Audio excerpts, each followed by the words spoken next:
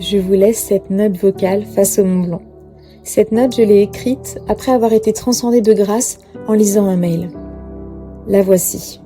Elle a écrit « Pensez à remplir le sac avec votre enfant et à lui montrer ce qui est à lui. » Et j'ai fondu en larmes. Cette phrase est anecdotique, presque pragmatique dans un mail d'information pour préparer une sortie à la piscine. Alors pourquoi cette simple phrase a suscité en moi autant d'émotions ? Peut-être parce qu'elle témoigne des valeurs que je m'évertue à mettre en place depuis la naissance de mes enfants. Peut-être parce que je ne m'attendais pas à autant de douceur dans un mail de la part d'une institutrice.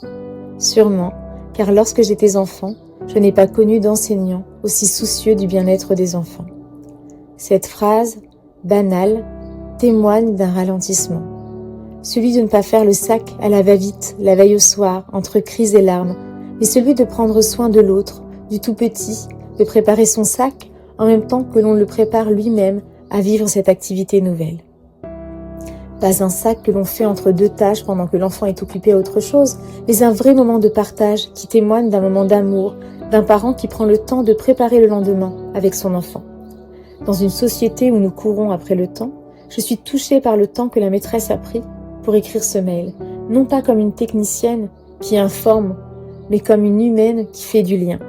Un message dématérialisé, humain et chaleureux.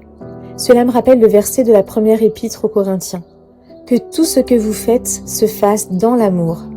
Que tout ce que vous faites se fasse dans l'amour. Chapitre 16, verset 4. Je prie pour que vous preniez le temps de préparer demain avec vos enfants.